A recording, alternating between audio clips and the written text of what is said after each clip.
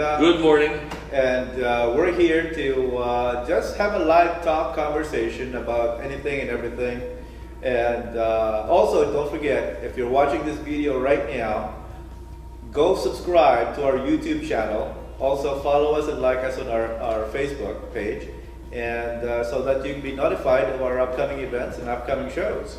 And you'll never know who's going to pop up. Noel's got, we're going to talk about, what do you want to talk about today?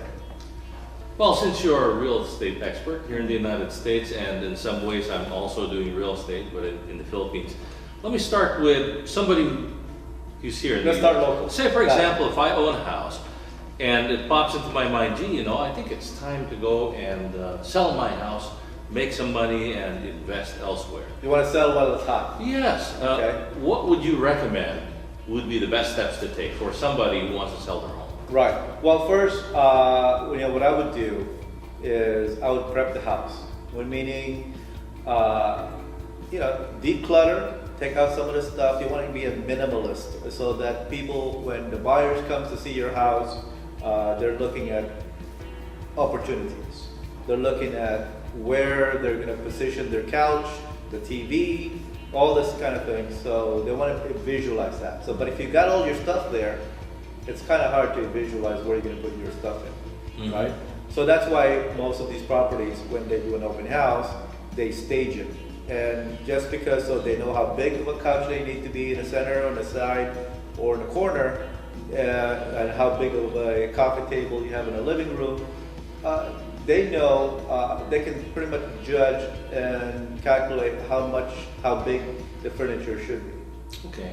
So, say for example, I've heard before that they say, you want your house to look like it's a lived-in look, right? But there are also limitations to that.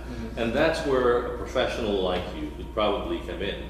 You're saying staging it, right? Right. So, elucidate staging. Well, staging, basically this. Okay, you want to update the look of the house. And with the right designer and decorator, they can make your house look like a model home. I mean, when you look at properties, new built properties, new construction, they usually have new furniture, new curtains, up-to-date modern look. Interior decor. Exactly. So with that, it helps motivate the buyers to say, I like this. This looks great, right? You always think about that and you say, oh, that's a good look. I like that. It gives them an idea how to decorate not only their current home, but also people, believe it or not, when they do go to an open house and they say this property is staged, but I love it. I want to buy the property with the furniture and the appliances. Sometimes they ask for that too. So if you do it right, you are going to be selling within a week. What about curb appeal? Can you describe what that really means? What do I need to do as a homeowner to get that curb appeal? So we're talking about outdoors now, right? Yes. So this is what we call, we need to manicure the hedges, the plants, the trees, the yard, basically, the grass. So we want to make sure that it's all trimmed, proper, no dried leaves on the ground. Everything, like I said, looks like it's just fresh, brand new look from the outside too. If people see that there's shades, from the trees, and you have some lighting in the backyard or the front yard, especially the backyard where you're doing barbecue parties and everything, they want to make sure they can see that, hey, wait a minute, that looks good. We can do a lot of entertainment. I mean, especially when they have friends and families coming over, they can barbecue in the back, and there's plenty of lighting. Even simple lighting, you don't have to be elaborate, but simple lighting would do. Your old Christmas tree lights, right? Those are great lights to put in the backyard. Yeah. Very nice. So once you've got the curb appeal done, obviously, it's not the first thing you're going to do. I want to sell my home, for example. I don't need to do any of that until I first discuss it with a real estate professional, right? Because they may have a different suggestion. Right. Well, every realtor have their own style and way of presenting the property. But the best way to really do it is when you start thinking about selling, start doubling your effort to clean up the place.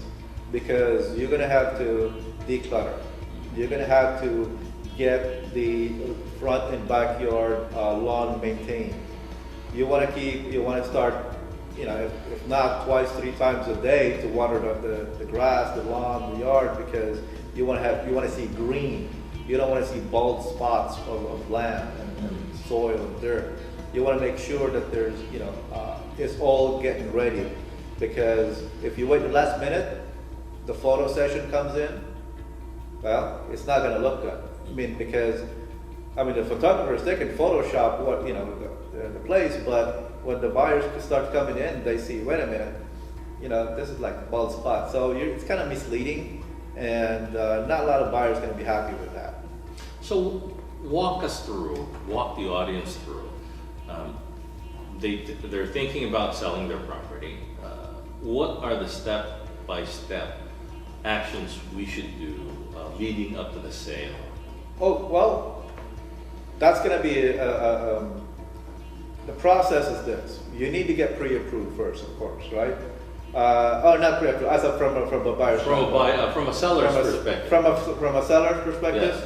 Okay, from a seller's point of view. We'll get to that buyer's perspective right after this. But you know what? We're getting queued for a commercial break. Let's take this moment and go to commercial. Yes. Because that's going to be a lengthy conversation. Yes, that will be. Yes. So I don't want to cut you in the middle. And it's a conversation that I'm sure our watchers or viewers would want to hear. Right. And so with that, we'll be right back.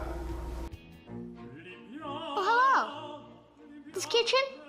Open concept. Complete with a modern art gallery. And the master bath? Masterpiece.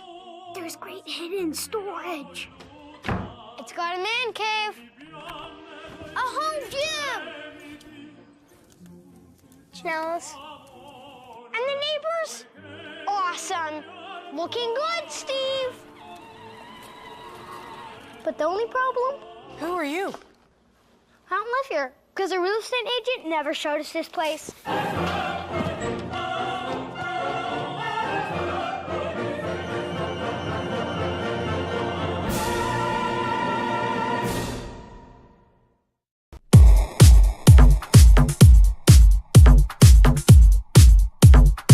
And we're back. This is Paul Mirador along with Noel Omega asking me about real estate. Selling your real as estate. As a seller. Yes. Right. Okay. So what was your question again? Continuing where we left off, the process of engaging a real estate agent or a realtor.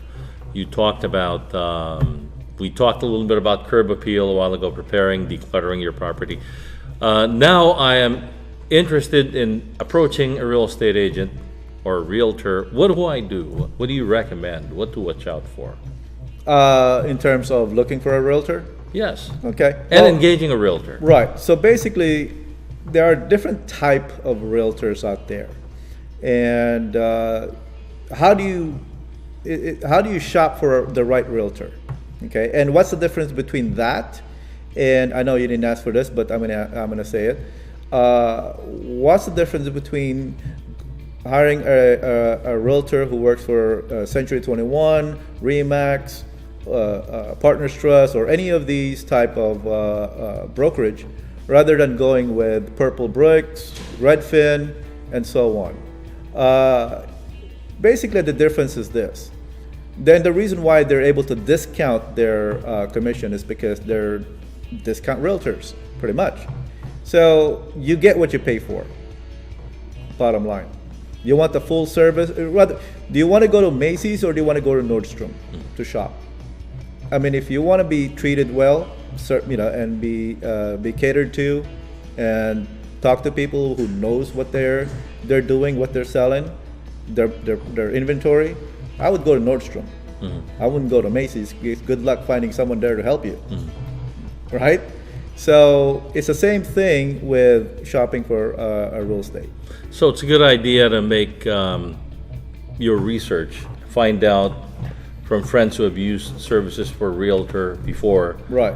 To see what are the pluses and minuses of their experience with a particular real estate company. Right. or Basically, their knowledge about the area, their knowledge about their experience, pretty much with the one way I look at and how I deal with other realtors out there is I look at their license, their DRE license number. My DRE license is, and I need to state this or show this on video because I'm promoting it, advertising, and so on. DRE number is 0183917. So with that, if anything below 018, those are been in the industry for over 10 years. Those have been in the industry for over 15 years. Okay. So anything higher than that number, 018, anything 019, and so on, those are people who are less than 10 years in the business. So you've been in the business for quite a while. Exactly, right? Right. So with that comes with knowledge, experience, network, the size of their network group with other realtors out there. And because if you're selling a particular, let's say you're selling a $2 million property, and only a handful of people in the area are selling, that kind of a market, right? Okay. So you got to know the right people, right brokerage office, right brokers who are $1 million listing agents, $1 million buyers. Yeah. You don't market this to realtors who are, have sold $500,000, $600,000, $700,000, $800,000 property because they're not there in $1 million listing yet. So it's who you talk to, so you don't waste your time dealing with people who have clientele who are less than $1 million buyers, because now you're dealing on a different level, which are the $1 million listing agents. So how do you find out the level of a particular real estate agent if they've done $1 million properties or not? How do you what? How do you find out? How do you find out? If they've done $1 million properties? Okay, by the way, not all $1 million listing agents, or because that's what you're doing with a seller, right? You're going to list the property. Right, yeah. Not all $1 million listing agents have experience. Okay? That's interesting. All right. Really? Yes. Okay. Because it's not what you know, it's who you know. Right? So, for example, if your network are $1 million, middle class and up, you have a large network of people who can afford to buy $1 million properties. But if you're dealing and working with your network, is that's why they say your net worth is dictated by your network. True. Right? That's true in business also. That's just the bottom line. Taking my segment name. Taking your segment. That's the bottom line. Yeah. Your net worth is dictated by your network, the size of your network, the quality of your network. That's right. So if you want to sell $1 million properties, you want to list $1 million properties, you got to be on that different level. I know that I still have a lot of questions, but I think our segment is coming to an end right now. We will continue. Sure. In future segments. Yeah. No worries. If you have any questions, feel free to contact me. My name is Paul Mirador, and we'll put down our contact information at the end. I'll probably down here on the caption. Yes, we'll cover this some more in a future bottom line segment, I'm sure. All right, and until then, we'll see you in a bit.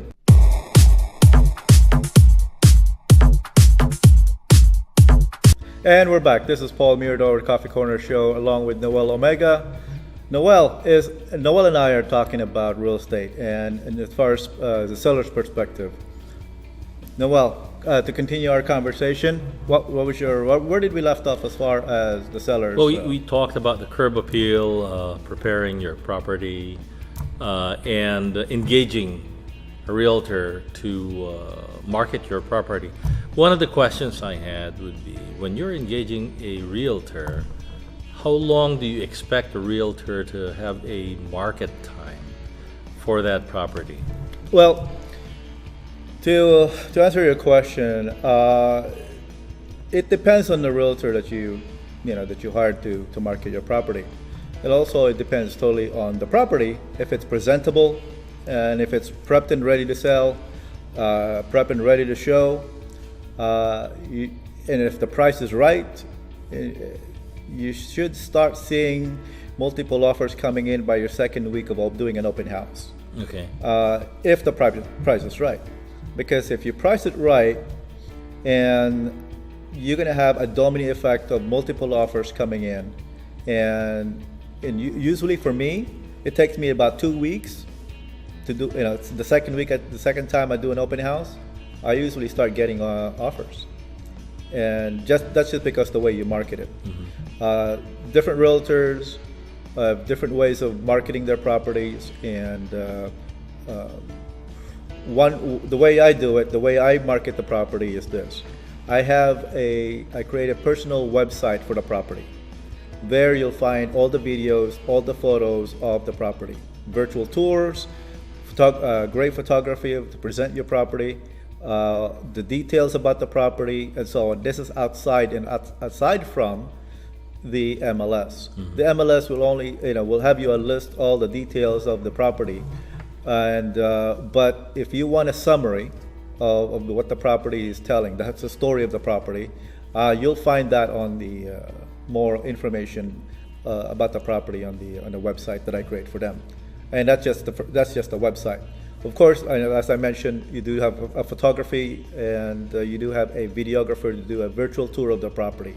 So for people who want to see it and just to pique their curiosity and they want to check out the property, just watch the video and you see like, okay, I can see myself in there. I can see myself and my family in this house. Then the next step is just check out the house, right? Mm-hmm. Make an appointment, set up with a realtor. Have you ever had a situation where a property did not sell, and if so, what could have caused something like that? Well, knock on wood, every property that I have, and God honest truth, okay, every property that I list, I sell within 2 weeks. I've never had a property that I haven't sold.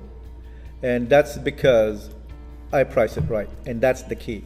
So the pricing, the location, the appeal. The location and the appeal, because right now it's the seller's market. So what that means is that when you list a property and you list it right, it's going to go real quick. Very nice. Yeah, there's no reason it should not be. So aside from the website, you also share this with your social network realtors in your group. And I have created a social network for realtors on Facebook. Mm-hmm. And that's where we share listings, share resources as far as, hey, who do you use for plumber? Who do you use for retrofitting? Who do you use for termites inspection? So I have created a group. Right now it's close to about 400 members of realtors, vendors, and anybody who's related in real estate is on. I have a group on Facebook that just covers that. And that's why when I list a property, it is right there, and for all the group of realtors that I have in my market. Yes. Very interesting. It sounds like it's complicated unless you know what you're doing and your realtor knows how to navigate the process. Yeah, exactly. There is a process in this. There are different levels of realtors in the way they market properties. There are old school, there's new school. Nowadays, if your realtor is not up to date with social media, you're missing out on a big thing, because everybody is on social media. Everybody who can afford to buy a property is on social media. Okay, so if you're not promoting it on social media and your realtor lacks of that, then I think he's not doing justice or service. Mm-hmm. Well, obviously, you've got a lot of experience in this industry. Yeah, well, thank you. But again, it is, I've been a loan officer for over 14 years before I became a realtor. Mm-hmm. And I've been a realtor for now going on 10 years, a little past over 10 years, right? So I've been in the industry for about 25 years. Oh, so you understand all of the in and outs of the industry. Frontwards, backwards, behind and in front of the transaction. And you even understand the loan process in the background. That's very good. Exactly. What people are, what the loan officers or the processors and underwriters are looking for, how to get you pre-approved. And there is really, it's not rocket science, just a matter of experience. And again, it's like who you know, it's not what you know. I'm not saying perfect. I'm limited in what I know. What I'm saying is that today it's all about network. And there you have it, from the master himself. By the way, congratulations on your certificate. Well, thank you. From the U.S. Congress. Well, not because I'm a realtor, but Well, you're a great person. Well, thank you, Noel. Congratulations. So, if you have any questions, feel free to call me, text me, email me, or send a message on this show. It's called the Coffee Corner Show.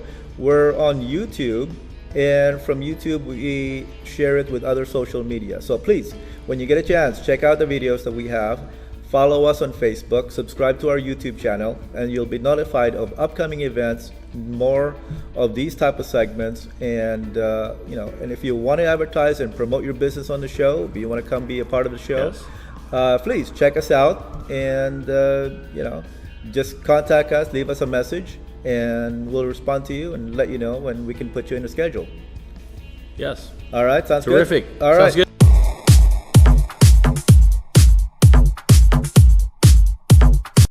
Welcome back. This is Paul Mirador with the Coffee Corner Show, and here with Noel Omega, and our special guests today are ladies from the LA Superior Court, Iris and Mercedes.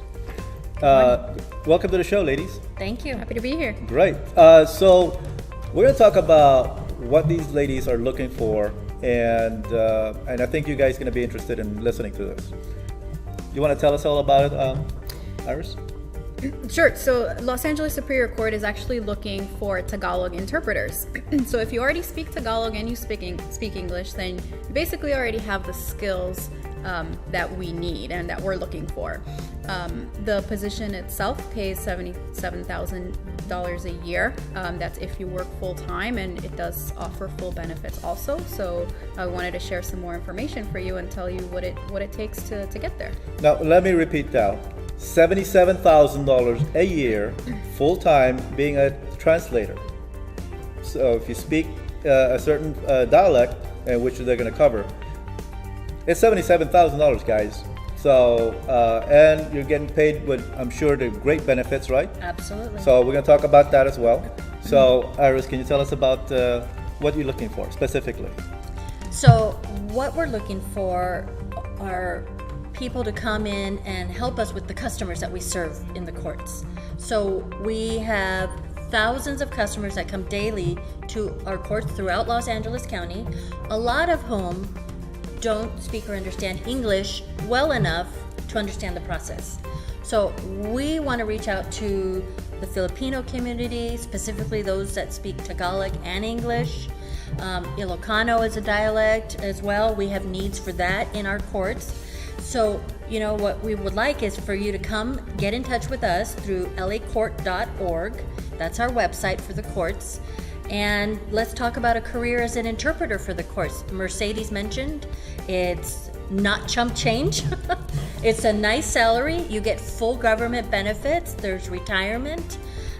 We also have part-time opportunities for those that maybe can't commit to a full-time job opportunity with us. We also have what we call as needed court interpreters. So if you're interested but not sure if you want to commit to a full-time or even a part-time regular job, you can make yourself available to us when it's convenient to you. You're going to be on call. Absolutely. On call basis, but within a certain number of hours of lead time. So correct. So Right. generally it is court hours. 8 to 5 are the court hours. And Monday through Friday, so you don't have to give up your weekends, which is kind of nice. We observe about 11 holidays annually. I think it's actually 13. 13 Yeah. holidays. So, on top of your nice salary, More than some private entities. Right. correct. Yes. So Absolutely. Monday through Friday, only during business hours. There is a nice hour to hour and a half lunch for break in the middle of the day.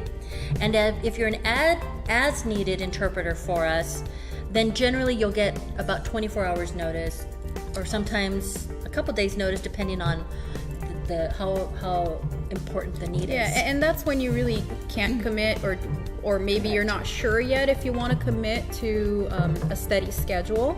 And what as needed means is we basically have you on a list knowing that you speak that language or you speak that dialect, and when we need that, we just pick up the phone, we call you, and we ask you, you know, we have a case tomorrow or next week at 9 a.m. Are you available? And you tell us yes or no. So that's where you're kind of making your own schedule. Following up on that, do you get paid only on the hours that you work, or is this a $77,000 Salary. No. So salary? So the $77,000 salary full-time. is full-time Correct. salary. Correct. The as needed schedule is basically you end up getting paid for the number of hours that you end up working. Sure. Now, the full-time position, does that become a civil service position? No, it is not technically a civil service position, although we do share the same benefits as LA County employees. So although if you work for the court, you're not an LA County employee, you are an LA Superior Court employee. But the benefits that you get are exactly the same as a county employee gets. Now let's talk about benefits. What's in it for them as far as, aside from the nice salary? Well, you're gonna see your medical, your dental benefits. We have wellness programs that the county also supports and hosts, which is quite nice. And these can range from nutritional support, meaning diet, exercise, to mental health care, Wow. which is really important. You're getting like a full package here. Absolutely. Yeah, and one of the big things, or two of the big things, is a 401k deferred investment account. So that's included in all the full-time positions. And on top of that, on top of that investment account where the court actually matches what you put in up to 4%, on top of that, there's also a retirement program that you pay into, which is the LACERA, which is Los Angeles County Retirement Association, if you've heard of that. And that is basically what your pension would be later. Wow, and 401k with the LA Superior Court, that's a company is not going to go down. I mean, you know how other companies just goes out of business. They're not profit motivated, let's put Yeah. it that way. So I would check that. I would look into that. I would really look into that. Now, what are the age range you're looking for?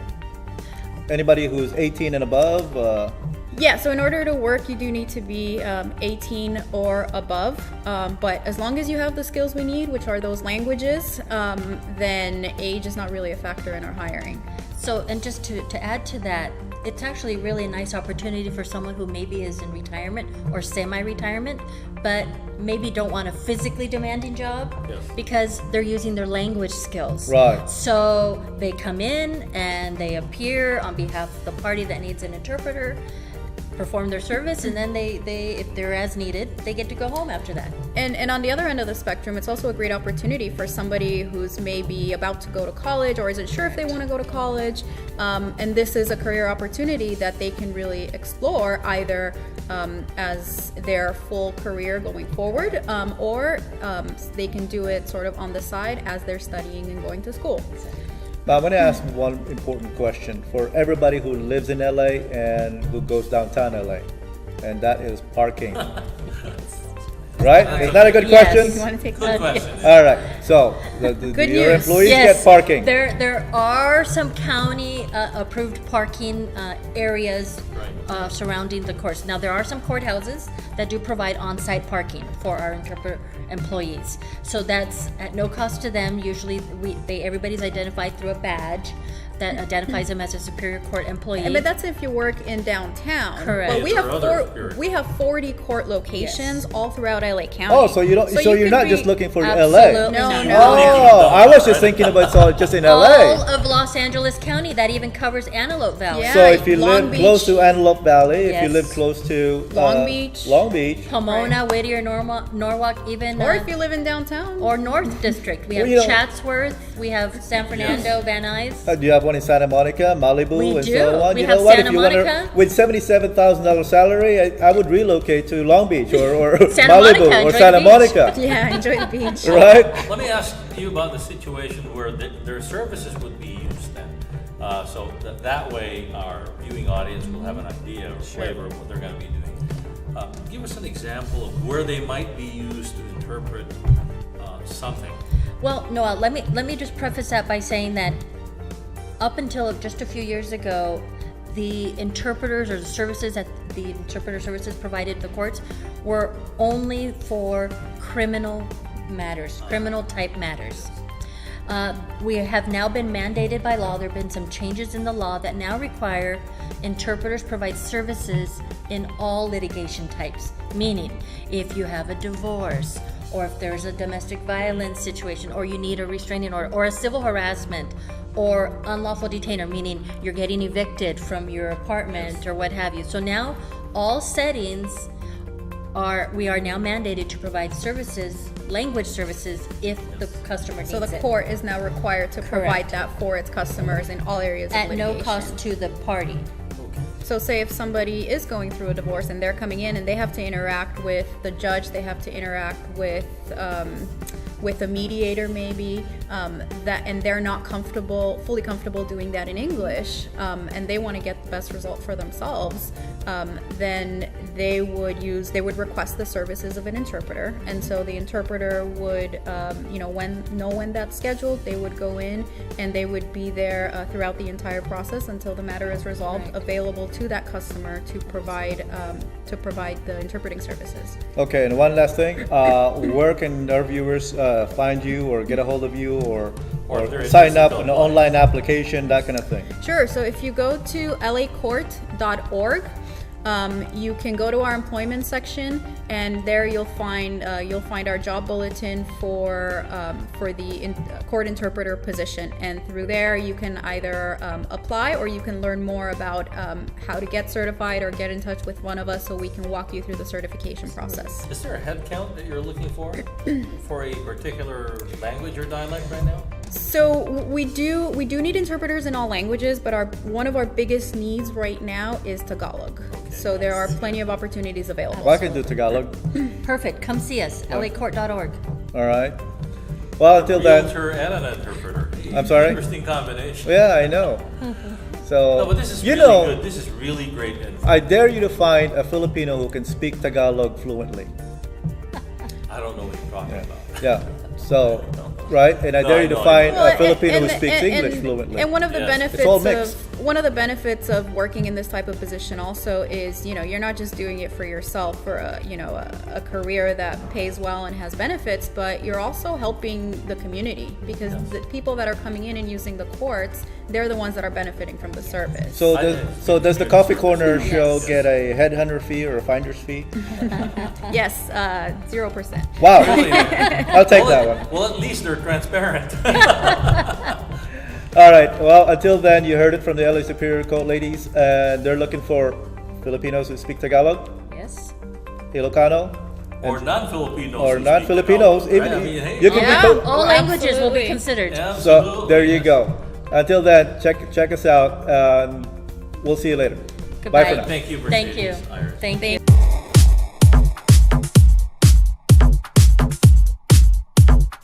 Welcome back. This is Paul Mirador along with Noel Omega, and we have our guest Sarah from BlueLA, and you're watching the Coffee Corner Morning. Show. Hi, Hi, nice to meet you. nice to meet you guys. Yes, it's Glad great you're to be you can make it to our show. here. Yes. So, Sarah, tell us about what BlueLA is all about. BlueLA is an electric car sharing service. We are operating in partnership with the Department of Transportation, and the whole purpose and mission of our organization is to bring alternative transportation to low-income communities in Los Angeles. And we are operating on a grant from the California Air Resources Board in partnership with the BlueLA organization. We're also investing in this car sharing service, and the model is really one-way electric car sharing. You can pick up an electric vehicle, 100% electric, from one station. That's a car will be on a charger. You'll pick it up, and then you can take it wherever you need. You're charged by the minute or by the hour, and then you can drop it off at another station. and so and any station you want, or you can drop it off right back where you picked it up. So it can be round trip, or it can be one way. And so the idea is that it's accessible, it's convenient, it's flexible, and it's also clean. You know, it's a green form of transportation, and so we're really committed to that. And right now we have 10 stations that are constructed and ready to go in the city of LA, and people are using them. We have over 600 members right now, and we will be expanding to 40 stations in central Los Angeles before the end of the year. So, yeah. Very nice. 600 members. I think you said it all. Yes. You know, that's the Well, question. when did you start this company? So I started with BlueLA in 2016. Okay. And that's when it was pretty much a dream. We didn't know what it would look like. We hadn't even really won the award from the city yet. You know, the city had received this grant from the state to implement electric vehicle car sharing in disadvantaged communities. Yes. And so those are 3 layers of electric, car sharing, and disadvantaged communities that have never come together before in most places in the United States. It had hardly ever been done, especially in LA. It was very different, and so they were looking for an operator. We applied to be that operator, and we got the award right after I was hired. So so yeah, I was brought on right at the beginning. So I've really grown myself with this company. What kind of cars do you have right now? I mean, can you tell us? So they are called Blue Cars, and they are manufactured. They were designed in Europe and manufactured in France. It's its own brand then? Yeah, so it's a proprietary. Yeah, nice. it's our brand, Blue Car, and we produce them. Our parent company, the BlueLA Group, is actually a battery producer, and they produce lithium metal polymer batteries. It's a new battery technology, and that's what's in our cars. So the cars get about 100 to 125 miles per charge. And it's that battery technology that we have in the cars, and we have car sharing systems in different cities all over the world. We have it in Singapore right now, actually. So to follow up with Noel's question about what type of car is this? What kind of vehicle, the make and model of this car? Yeah, so actually the make is Blue Car and the model is Blue Car. It's a proprietary brand. Yeah, the design is what? Blue Car design. Yeah, It's exactly. not comparable. Well, I'd like to see one Yeah, now. our I'm Well, there's curious. one right now, right? There is But, you one? know, yeah. So the thing is that you said you charge by the minute. Yeah, so I can talk about pricing. How is that different from the rental cars out there who just charge you? Okay, we'll give you the weekend rate, that kind of thing. Right. So this is a very particular model, right? It's made for urban mobility, and so for us, our job is to provide as many stations as possible so that people have flexibility to take it for 30 minutes, up to 3 hours, or even more than that, and then drop it off at a different station. It's not really meant for a full day trip or multiple days. Unlike you can't take Not like the a rental Vegas. car model. Exactly. Right. You can't take it to Vegas. Yeah, it's So- an electric vehicle. Yeah. Because there's Well, you can, but it won't go all the way. well, there are charging ports out there on Yes, the way there from are, here to yeah. Vegas. Exactly. You could charge it. For example, you could take the car. You want to take it to Vegas. You could charge it. On the what's that city in between here and Vegas? Bakers. I always forget. Yeah, right. Right, yes. And you could charge it there if you wanted. But then you would just be charged an exorbitant amount. That would not be worth it. You might. Right. We would actually encourage you to rent a car. So this is just perfect for short time. Yeah, it's rental. pretty. Yeah, we call it short-term rental. Right. Yes. So it's very different. That's what car sharing is. It's short-term rental. So I guess So- the follow-up question is, what's the cost of being a member and renting or borrowing? So a car? there's only 2 charges. You have a membership fee, and then you have the per minute rate. And so the membership fee is very minimal. It's really just to keep you as a member and get the benefits of the service. If you're a low income, you qualify for just $1 a month. To be a member, and then it would be 15 cents a minute, which is about $9 for the hour. And then the second and third hour are free right now. We have a long-term promotion. So you can drive up to 3 hours for $9, which is amazing. If you compare it to other urban mobility modes like like Uber and Lyft, for example, Zipcar, Wavecar, we really knock them out of the park there. Yes. So we're really excited to be able to provide that. If for a standard member, so non-low income qualifying, it would be $5 for the month, which is still pretty great, and then $12 for the hour with the same promotion of second and third hour free. Yeah. So, There you go. Oh, right. Well, okay. So how do you qualify the driver? Well, let's say the driver just got her driver license last week. Yeah. So as long they're Right? only it's true. We have to think about that, but it's very easy to sign up for our service. We want to make it as accessible as possible. So the only two things you need are a valid driver's license and a payment method, like a card, debit card, or a credit card, to sign up for our service, and that's it. And you can do it online, or you can do it through the app. So you have to have a driver's license, or To have a could valid anybody driver's do it license, yeah. and then they have a driver with them? So the member has to drive with their driver's license. So whoever signs up, whoever uploads Must be a photo, licensed driver. Exactly, and I that see. person must be using the BlueLA car. I see, So got it. if someone wants to sign up on behalf of their auntie, right, Mm-hmm. and they want to drive their auntie around, that is fine. But they have to upload their driver's license. They're the BlueLA member, Mm-hmm. and it can be like a family thing, but it's the person who's driving the car has to be the member. Yeah. Got it. Now, this is pretty much an alternative also, because the trend right now is those electric scooters, right? They're just going around. But if you've got Yeah. stuff to carry, I know, yeah. right? And, let's say you just need it for half a day and for a few hours, and you got stuck with your car, or you mechanical problems, you have to have it towed, and you need a car right away. Yeah. So this is an alternative right here. Exactly. It's very accessible. We're targeting folks that use public transportation and need periodic access to a car. We're targeting students. We're targeting folks that maybe one-car families, right? Just folks that need alternatives. And then ultimately, the end goal is for folks that are thinking of giving up their gas vehicle. So that's as many stations, as we expand, we want to expand as much as possible to be able to give those folks the flexibility to be able to say, oh wow, I can take this car wherever I need to go. I can give up my gas vehicle. And that's really the goal, because that takes up, then it prevents people from taking up parking space. It frees up parking, right? It's environmentally friendly. You're giving up a gas vehicle in exchange for an electric vehicle that gets like 5 trips in a day. It's very sustainable, and so that's our end goal, right? Okay. Yeah. So we only have a few seconds left, but please give us your contact information, website, and all that. Great. Where can they find you? So you can find us at www.bluela.com. You can find more information there, and you can register. It takes about 5 minutes. And yeah, please join BlueLA and see what it can do for you. And we'll post a website right here in the bottom of the caption there. We'll put the website there, and her name is Sarah. Sarah, are they going to call? Did you get phone number? Yeah, so I can give you guys information. Absolutely. Yeah. Okay. Or you can contact the Coffee Corner Show, and we'll be able to outreach for them also. Right. Okay. Well, Sarah, thank you for coming to the show. Thank you And so nice much. to- It's Sarah. a nice to meet you. pleasure. Sarah. Yeah, great. And we'll be right back.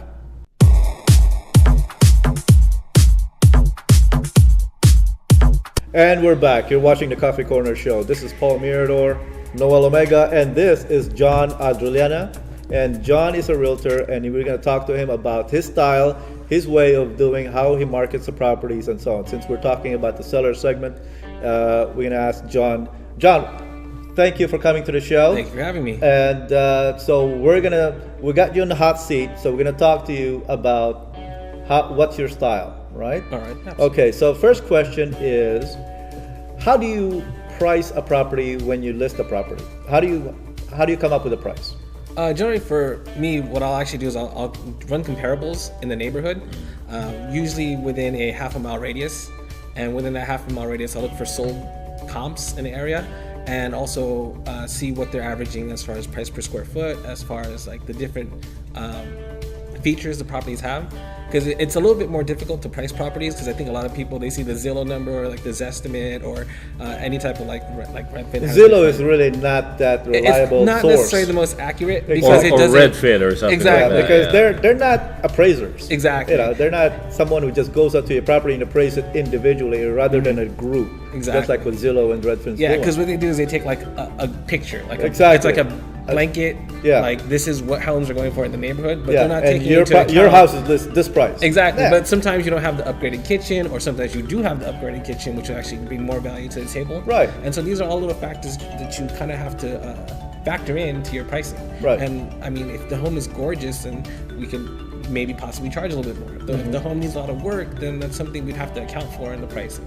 So yeah, but generally speaking, I run a comparative market analysis in the area, and I try to find homes that are similar in feature and also homes that are not so similar in feature, just so I can juxtapose it to the subject property, and so like my clients can see, oh, this is why we're pricing it at X dollar amount versus whatever price they really want, or whatever price they feel the home is worth. So 'Cause- let's say they want to, like, if that property is say $800,000 property, but seller always like, I can get $1 million on this property. yes. Easy. And then what do you say to that? Well, for that, I would come with the numbers. The thing is, the numbers don't lie. We can look at the sold properties. We can see exactly what's been going, what the trend is in the neighborhood, and we can see, like if they have been upgraded, if everything's been upgraded, renovated top to bottom, then yes, maybe it's a little bit more expensive.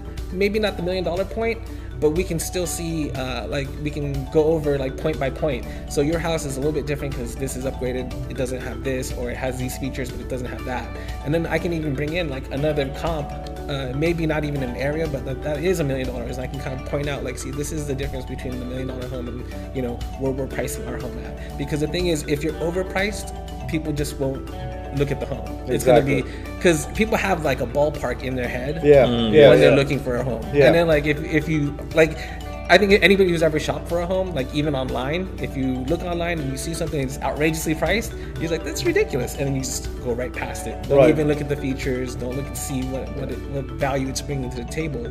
So I think if we price it properly, we can get multiple offers, and that will actually bring up the price higher. Right. That's So good. basically, Good idea. what do you think about offering the price to your seller? Say, if we drop it 10-15% below market value, we're going to have a domino effect of multiple offers coming in. Yeah, more offers. Right? Definitely. The question is, how do you convince the seller to do that, to drop it below market value? Well, that's actually how my whole pricing structure is a little bit different from everybody else. I don't charge a percentage, just a flat rate per every 100,000. Okay. So for So example, it scales up. It scales up, exactly. Your fee is not it's not always 6%. It's not always 5%. It's not percentage. It's based on per thousand. it's based on That's how you differ exactly. from other realtors as far as what you charge. per 100,000, and then what we actually do is, if it sells even higher than that, I guarantee them that price. So like, let's say Right. So basically, there's you're more motivated to sell the property So at a they'll keep higher more price money that because way. the more you make more money. Exactly. Yeah. But so like, for example, if they wanted to sell, like, let's say a property for 100,000, then my commission would be a set dollar amount, and if it sells for 200,000, I would still only take that set dollar amount. Right. So it's to their advantage to take the lower listing price, because even if it sells for 300, 400,000 more, I'm still only taking that. So apart from the pricing, Yes. what sets you apart? I know there are hundreds of different real estate agencies and companies out there. What sets you apart, other than just the pricing? Besides the pricing, what really sets us apart is I own 90% of the whole business. So I know a lot of agents like to So you delegate. control the business that you Primarily, have right now. yeah, because like I own a printing shop, I own like a video and media company, so we do all of that. We film the videos. Our turnaround time is within 24 hours. So if you want new flyers, I can have it out 24 hours. Virtual tours, you can Virtual do it. tours, we do it all. Right. Yeah, We're good. absolutely. Yeah. So everything's in house. If there's something you don't like, I can change it. Well, looks like there's a lot more realtors out there who are becoming tech savvy when it comes to photography, videos. No choice, got to be. Yeah, absolutely. because you are in that industry, and what better way to control everything is that if you do it yourself. Yeah. You want it done right, do it yourself, right? Most people, what they say, and so you risk losing any disappointments. So, do you have any other questions? That's basically it. I know we're running out of time in the segment, so any last words that you'd like to say about your business? about your real estate company? No, but I mean, if anybody would like to get in contact with me, they're more than welcome to. I have a website, JonTheRealtor.com. I'm sorry, JonTheRealtor.com. John the Realtor. Now, is that Jon or John? Sorry, yes, it's JON. Thank you. JON. JON the Realtor. TheRealtor.com. But also, his brokerage office also specializes in probate. So if you guys are looking for probate, you guys do that too, right? Absolutely. Specialize on that. So, John, thank you for coming to the Thank show. you for having me. And you know, love to pick your brain as far as how do you come up with the price on per thousand. I mean, because I've never heard of other realtors charge that that's way. a little different. Oh, Right. and also, my escrow company doesn't charge the seller escrow fees. Oh, really? No seller Yeah, escrow so- fees. So there you go, big savings. So it's right all there. a one-stop shop then. Exactly. Right. As close as possible. And before we close, I just had this need to Sure. say, I like to hear your baron. I know. Thank you. That's another topic. That is another topic. That's a Maybe whole you should go segment back by to itself, that. just talking about his shirt. Right, yeah, I know. So Terrific. anyway, check us out. Again, follow us on Facebook. Subscribe to our YouTube channel. This is the Coffee Corner Show. And we'll see you soon. Bye for now.